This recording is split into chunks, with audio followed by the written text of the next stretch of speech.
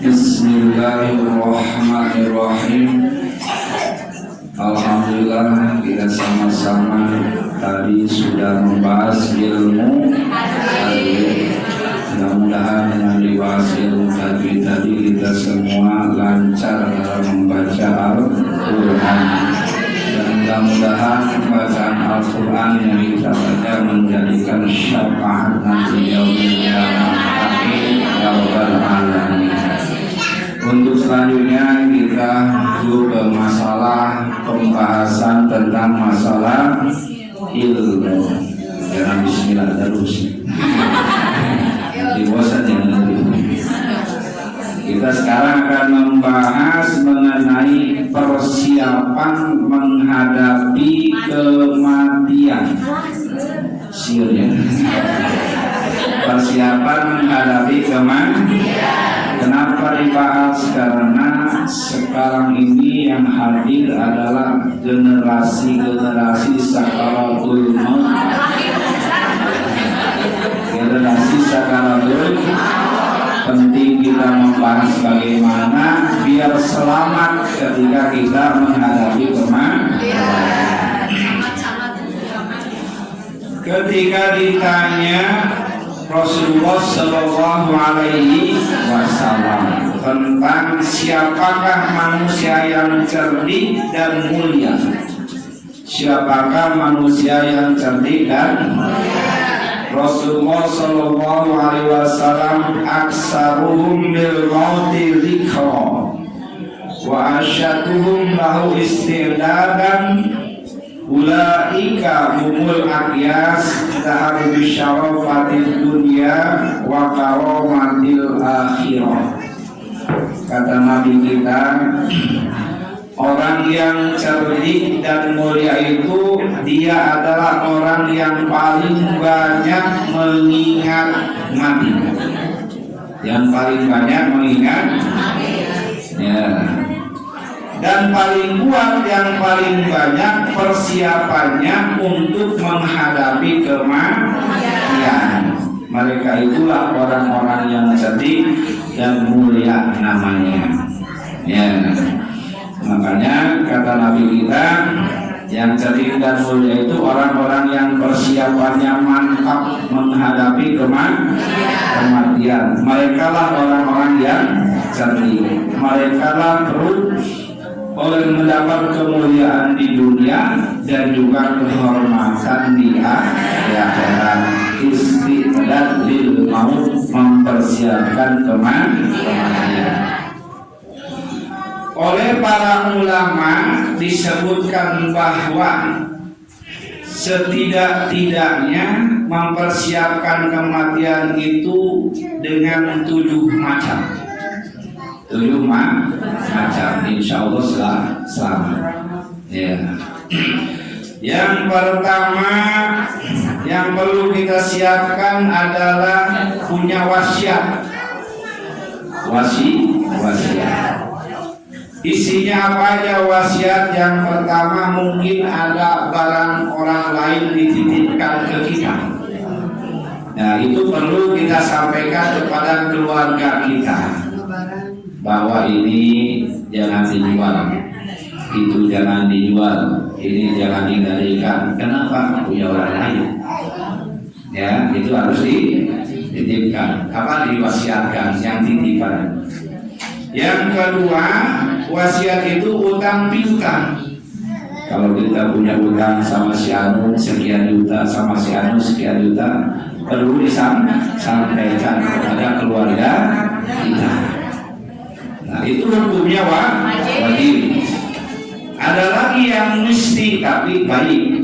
Ya, tidak wajib tapi baik. Contoh, kalau saya meninggal, saya minta disolatkan minimal 40 orang. Di Masjid Muhtar Bulu. Ya, baik ya, boleh dilaksanakan. Saya kalau meninggal tolong dipandikan oleh orang-orang yang soleh misalkan. Itu baik, tapi tidak baik. Satu wasiat. Kedua, indah sakaratil maut, ketika menghadapi sakaratil maut. Nah, karena sakaratul maut kita ditemui makhluk yang belum pernah kita temui, yaitu malaikat Israil, pencabutnya nyawa. Nah, sangat bahaya. Walaupun tidak diundang, kalau sudah waktunya dia datang akan mencabut nyawa kita. Nah, di situ kita perlu persiapan. Kata Rasulullah Shallallahu Alaihi Wasallam, kasratul dzikri la ilaha illallah. Kita lagi hidup mesti banyak berzikir. La ilaha illallah. Jadi amalan kita sehari-hari. Ya, dari amalan kita sehari-hari itu bahkan dilamatkan kita ketika sakaratul maut. Ya, bahkan ketika sakaratul maut itu hanya zikir la ilaha illallah yang bisa menemani kita. Ya, maka ada ketika sakaratul maut dianjurkan untuk ditalkin, dituntun. Ya, kalimat la ilaha illallah. Kita tidak perlu dituntun kalau sudah terbiasa zikir la ilaha illallah. Karena kata Rasulullah malaikat Jibril, ya, kasih tahu pada Rasulullah Sallallahu Alaihi Wasallam, ya, kalimat la ilaha illallah itu unsur mukmin atau mukmin, teman, kawan seorang mukmin dan mukmin ketika terjadi sakaratul. Nah, kalau kita ingin dimudahkan, diselamatkan ketika sakaratul maut, maka harus banyak berzikir kalimat la ilaha illallah. Ya. Harus banyak, kata para ulama. Seberapa banyaknya? Ya, dalam 24 jam. Ya, sehari minimal setengah jam. Ya, minimal setengah jam dipakai zikir la ilaha illallah. Insyaallah sakaratul mautnya digampangkan oleh Allah Subhanahu wa taala. Jadi jadikan amal, ya, amalan kita sehari-hari perbanyak, khususnya di sholat, ya, zikir kepada Allah Subhanahu wa taala. Kemudian yang kedua, birrul walidain. Ini berkaitan dengan zikir. Berapapun kita banyak berzikir kepada Allah, 2.000, 3.000 sampai 10.000 per hari, kalau itu termasuk orang yang durhaka kepada orang tuanya, maka kalimat la ilaha illallah ketika sakaratul maut tidak berfungsi lagi. Maka harus dibarengi dengan birrul walidain, yaitu berbakti kepada kedua orang tua. Ya, pernah terjadi di zaman Rasulullah Sallallahu Alaihi Wasallam, ada yang namanya sahabat Rasulullah Sallallahu Alaihi Wasallam yang namanya Alqamah. Ya, dia tiap hari selalu bersama Rasulullah SAW, sholat berjamaah, berburu, berperang, segala macam selalu bersama dengan Rasulullah SAW. Tapi ketika sakaratul maut, diperhatikan oleh para sahabat, dia tidak mampu mengucapkan kalimat la ilaha illallah. Nah, setelah diselidiki, ternyata dia ketika hidupnya tergolong ahli zikir, tergolong ahli, tapi dia lebih mementingkan istrinya daripada ibunya. Dia lebih mengutamakan bininya daripada mamanya. Ya, sehingga dia tergolong orang yang tidak berbakti kepada orang tua. Maka di situ walaupun kita ahli zikir, ahli kalimat Allah, ketika sakaratul maut maka tidak berfungsi lagi, akibat kita tidak tergolong orang yang berbakti kepada orang tua. Itu di zaman Rasulullah SAW. Nah, permasalahannya kita berbakti kepada orang tua, orang tuanya sudah tidak, sudah almarhum. Sementara ketika dia masih hidup kita belum berbakti kepada orang tua, masih ada. Yang pertama, setiap malam, setiap habis sholat kirimin Al-Fatihah. Yang kedua, kita sering berziarah ke kuburannya seminggu sekali pada hari Jumat. Ya, pada hari Jumat kita ziarah. Ya, kalau masih dekat, kalau orang sudah jauh, misalkan ya kita doakan kepada almarhum orang tua kita. Makanya kita setiap sebelum pengajian suka mendoakan kepada almarhum orang tua kita supaya kita digolongkan jadi orang yang soleh, berbakti kepada orang tua. Kalau dikasih rezeki yang lebih dari kebutuhan kita, maka sekali-kali, bukan sekali-kali ya, jadi tiap hari kalau bisa bersodakoh atas nama almarhum atau almarhumah. Terus sering silaturahmi kepada orang yang dia sukai, ya, sahabat-sahabatnya dia sukai. Nah, insya Allah kita digolongkan orang yang berbakti kepada orang tua, walaupun ketika hidupnya kita tidak sempat untuk berbakti kepada orang tua. Kemudian yang ketiga, tadi wasiat, kemudian sakaratul maut. Yang ketiga, indah su'ali, ketika pertanyaan munkar nakir pasti kita lalui. Pertanyaan munkar setelah mayat diantarkan ke kuburan, kemudian yang antar pulang 7 langkah dari kuburan, munkar nakir datang. Ya, munkar nakir datang.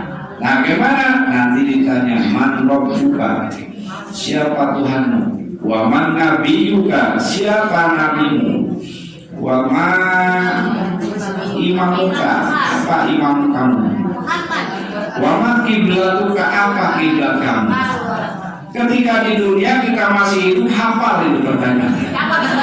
Pertanyaan sama jawaban hafal. Ketika munkar nakir datang, lupa, ya, lupa saking takutnya, karena kita menemui makhluk yang belum pernah kita temui. Ya, belum makhluk ketika kita temui. Ya. Nanti jangan oleh sebab itu Rasulullah SAW, ya, kata Rasulullah SAW, kita disuruh mempersiapkan diri untuk menghadapi munkar. Bagaimana kerasnya, bagaimana tegasnya pertanyaan munkar nakir itu, supaya kita bisa selamat, kita bisa lulus dari pertanyaan itu. Nah, dikasih tahu oleh Rasulullah SAW, ujar Nabi kita, man qara'a surat al-mulku, barang siapa yang baca surat Al-Baqarah, surat Mulk, kula lailatin, setiap malam, ya, jangan berapa setiap malam. Lam yadur al-fatamu, dia akan tidak mendapatkan siksa kubur. Ya, kita selamat dari pertanyaan munkar nakir. Jadi barang siapa membaca surat Al-Mulk, Al-Baqarah, ya, setiap malam, itu tidak berpengaruh lagi dengan pertanyaan munkar nakir. Ya, nah, yang disebut malam itu mulai maghrib sampai subuh. Tapi yang paling utama setelah sholat maghrib.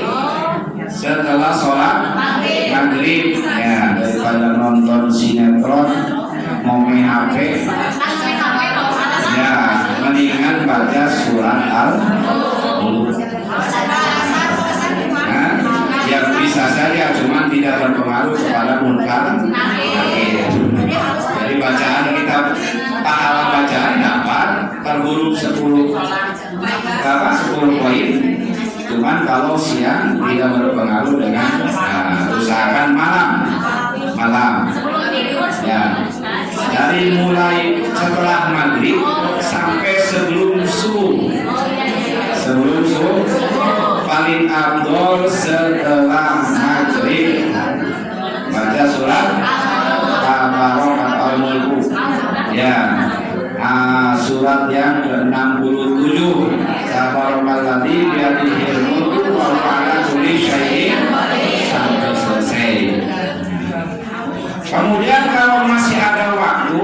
digabung dengan membaca surat Alif Lam Mim Tanzil, surat As-Sajdah. Surat As-Sajdah, surat yang ke-23, Alif Lam Mim Tanzil ila rabbil alamin. Bagaimana kalau digabung dengan surat Alif Lam Mim Tanzil? Pahalanya sama dengan mendapatkan Lailatul Qadar. Sama dengan mendapatkan pahala Lailatul Qadar. Jadi kalau masih ada waktu, ya, tabarok satu surat, ya, paling 10 menit, ya. Kemudian surat Sajadah satu surat, paling 5 menit. Jumlah dari 15 menit. Ya, masih ada waktu. Banyakkan dikit supaya sakaratul mautnya gampang. Ya.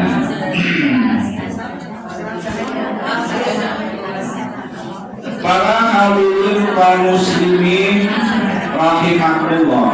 Ketiga, ya. Setelah kita mendapatkan pertanyaan munkar nakir, kemudian kita al-lubsu bil qabari, tinggal di dalam kubur.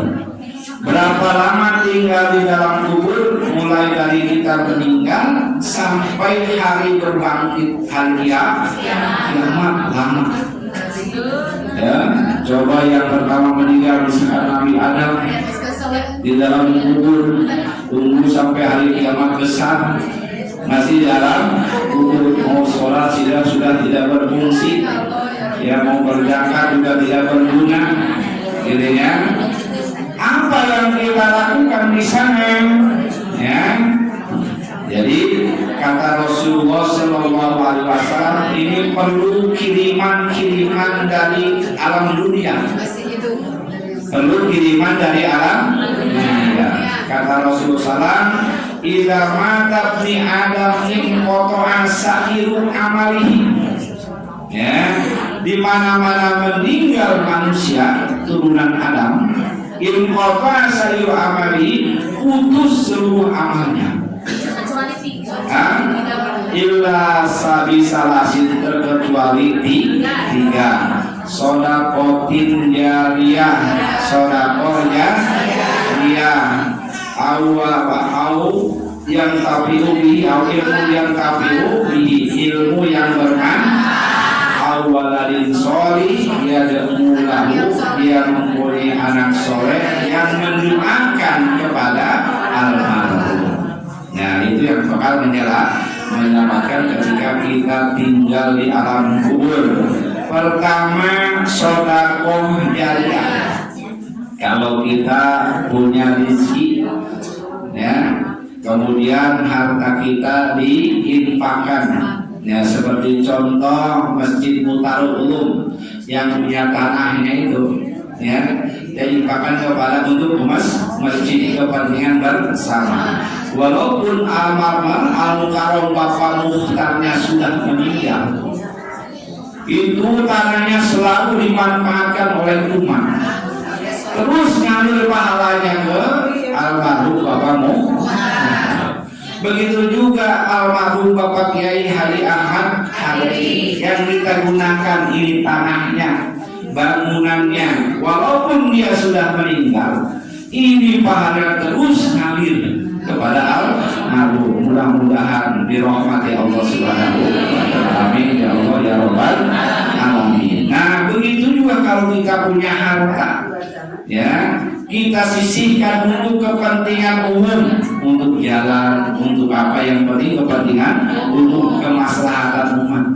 Nah, itulah yang menyelamatkan kita di alam kubur. Bagaimana saya hartanya nggak punya, orang miskin, nggak bisa sedekah jariyah, bisa beli Al-Quran 1, ya, kasih ke tempat-tempat ngaji, ke masjid supaya dibaca. Insya Allah jadi amal jariyah. Quran aja nggak kebeli Ustaz, ya, mahal, 100.000 misalkan, ya, waladun awal ilmu yuntafa'u bi, harus punya ilmu yang bermanfaat. Mana contohnya ilmu yang bermanfaat? Contoh Imam Bukhari Muslim, pengarang kitab Al-Hadis, Sahih Muslim terus dibaca, terus dipelajari. Imam Syafi'i, Imam Nawawi terus mengarang kitab, terus dibaca di pesantren-pesantren. Berguna ilmunya, manfaat, dibaca, diamalkan. Itu ilmunya pahalanya ngalir ke alam kubur. Mudah-mudahan beliau dirahmati Allah Subhanahu wa taala. Ya, ilmu yang bermanfaat. Ya, walaupun satu ayat kepada anak kita ngajarin abakasa, misalkan kita bukan ustadz misalkan, tapi saya pernah ngajar anak saya, sama anaknya diamalkan ilmu yang tinggi. Kemudian diajarkan lagi kepada orang lain ilmu yang tinggi. Pahalanya ngalir ketika kita ada di alam kubur sambil menunggu dibangkit setelah hari kiamat besar. Kemudian ilmu juga nggak punya, harta tidak punya, ada harapan lagi. Kemudian waladun soleh, punya anak yang soleh. Ketika dia ngaji, kemudian dia mendoakan kepada almarhum, maka kan kita sering mendoakan. Mudah-mudahan sering mendoakannya kita digolongkan orang yang soleh. Amin ya Allah ya Rabbal alamin. Karena orang yang ngaji itu minimal 10 sekali dia mendoakan orang tuanya. Ya, daripada yang tidak ngaji, tidak ada yang tuntut, tidak ada yang hajat. Ya, atas kebaikan. Jadi kalau ingin selamat di alam kubur, 3 sedekah jariyah, ilmu yang bermanfaat, anak yang soleh. Para hadirin kaum muslimin rahimakumullah, tadi yang keempat, baru di alam kubur. Yang kelima al-bungsu wal hasyru. Nah, dalam kubur kita sampai waktunya kita dibangkit di halau, ya, di padang mahsyar. Ya, kata Nabi kita dalam sebuah hadis mengatakan, yusyarun nasu yaumal qiyamah ajwa makan qatu wa ajma makan qatu wa aroma makan qatu wa ansoba makan qatu. Kita dibangkit dari kubur itu dalam keadaan lapar yang luar biasa. Lapar luar biasa. Yang tidak pernah kita merasakan lapar seperti itu ketika di alam dunia. Kita dibangkit dari kubur itu dalam keadaan haus yang luar biasa, yang tidak pernah kita alami. Kemudian kita juga dibangkit dari kubur itu dalam keadaan telanjang, tidak sehelai kain pun dia pakai. Aduh, kelihatan gimana? Boro-boro pikiran itu ya. Pikiran lapar udah gak ketahan. Pikiran haus sudah kerja apa? Itu yang orang lain. Ya. Kemudian dia dibangkit dalam kubur itu dalam keadaan susah payah. Dihalau, dibangkit, digiring dalam satu halaman yang luas. Ya. Lalu ujar kami kita, apa caranya? Ya, kata Rasulullah SAW, paman at'amallahu fid dunya at'amahullah. Barang siapa di alam dunianya suka memberi makanan kepada orang lain, suka memberi makanan kepada, nah, nanti disiapkan makanan oleh Allah Subhanahu wa taala ketika di padang mahsyar. Minimal tidak ada rasa lapar. Tidak ada rasa lapar. Maka berlomba-lomba nyari makanan di pengajian. Ya, berlomba sisihkan sekian miskinnya gantian terus. Ya, itu adalah obat kita nanti di padang mahsyar. Amal sudah belum tentu diterima, sholat belum tentu diterima, ya kita minimal sholat nanti itu bakal menyelamatkan kita di padang mahsyar. Faman amalillah, barang siapa yang beri makan karena Allah di dunia ketika di dalam dunia, akmahullahu, Allah memberikan makan nanti ketika di padang mahsyar. Wa man saqalillah, barang siapa yang suka memberi minum kepada orang lain, syaqallahu, Allah bakal memberi minum nanti di padang mahsyar. Minimal tidak ada rasa haus. Ya, kalau tidak ada air pada masa minimal tidak ada rasa haus. Ya, jadi Allah janji bakal diberikan minuman oleh Allah Subhanahu wa Ta'ala untuk menghilangkan hausnya itu.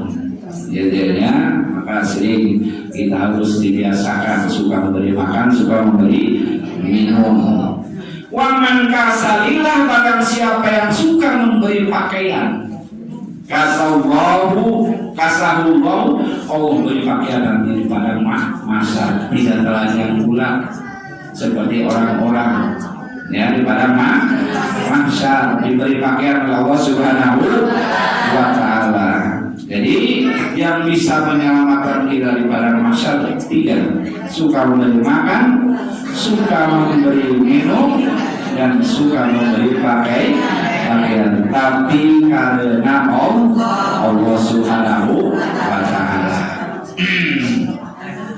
Nah, yang disebut suka ya minimal sebulan sekali disebut suka, seminggu sekali ngasih makan orang disebut suka. Nabi Ibrahim alaihissalam, dia tiap hari itu kalau belum ada orang yang dia beri, belum makan dia cari dulu siapa yang belum saya kasih makan ini. Ya, itu Nabi Ibrahim. Dia cari temannya dulu atau tetangganya dulu supaya makan. Ya. Itu menyelamatkan, mempersiapkan kita ketika di padang mahsyar. Para hadirin kaum muslimin rahimakumullah. Yang kelima tadi, karena indal hisab wal mizan. Setelah dihalau di padang mahsyar, maka kita akan menemui indal hisab, ya, yaitu perhitungan amal, wal mizan yang juga ditimbang amal kita, berapa amal buruknya, berapa amal baiknya. Kalau berat ke amal baik, calon surga. Kalau berat ke amal buruk, neraka disiapkan. Ya, kemudian ditimbang amalnya, dihisab, dihitung, ya, dihitung proses di akhirat.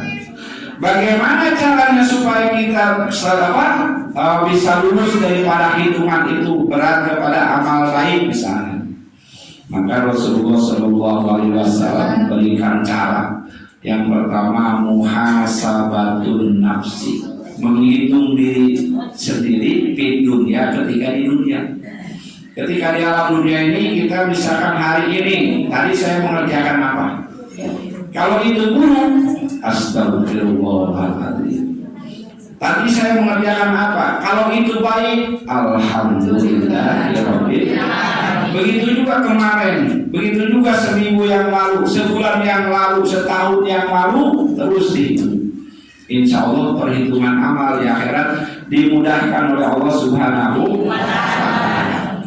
Jadi muhasabatun nafsi, menghitung diri sendiri. Karena kalau sudah dihitung, nanti kalau udah kebanyakan yang jelek, buru-buru dia stop.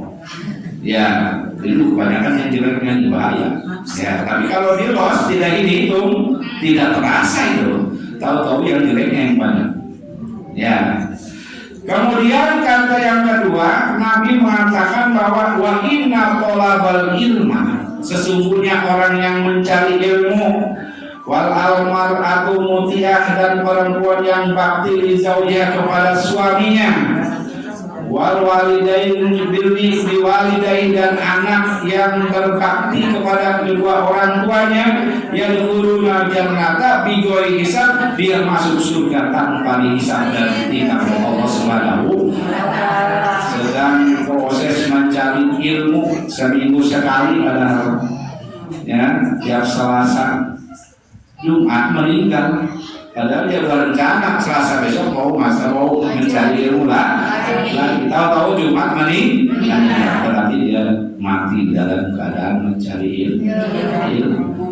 itu juga yadkhulul jannata bighairi. Kemudian atau orang perempuan yang berbakti kepada suaminya, yadkhulul jannata bighairi hisab. Atau anak yang berbakti kepada kedua orang, yadkhulul bighairi hisab, masuk surga tanpa dihisab. Para hadirin kaum muslimin rahimahullah, yang terakhir yang kedua, indas sirat, ketika menyeberangi jembatan Shiratal. Nah ini ketentuan celaka atau beruntung. Celaka atau beruntung ketika kita menyeberangi jembatan Shiratal, di bawahnya neraka jahanam, di seberang sananya taman surga.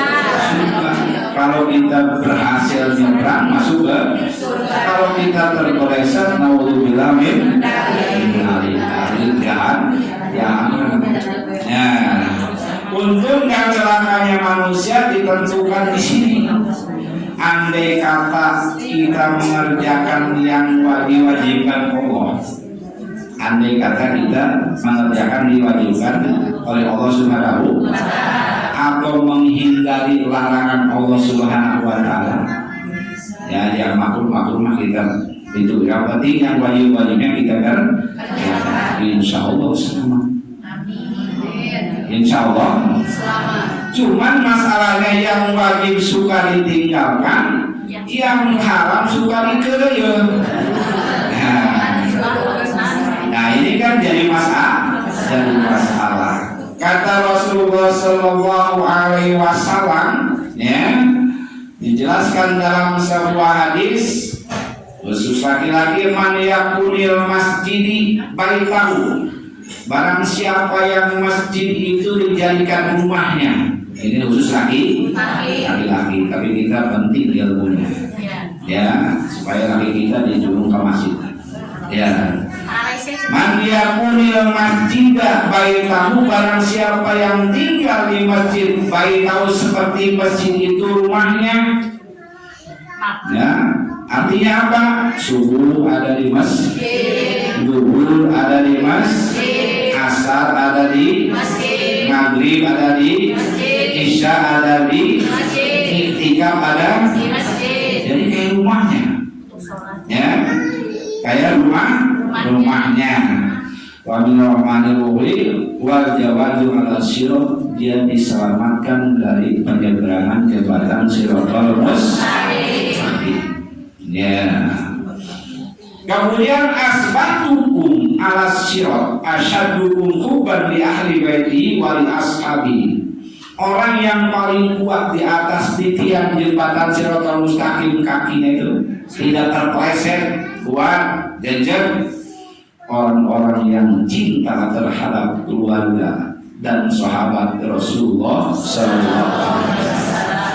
Ya, jadi yang bakal menyelamatkan keluarga dan sahabat Rasulullah, apalagi kepada Rasulnya, ya apalagi kepada Rasulnya. Ini kepada keluarganya, kepada sahabatnya, kita harus cinta, harus husnudon, jangan buruk sangka, ya. Harus cinta, itu adalah keluarga kanjeng Nabi besar Muhammad Sallallahu Alaihi Wasallam. Insya Allah kaki kita dikuatkan ketika mendekati jembatan Shiratal Mustaqim.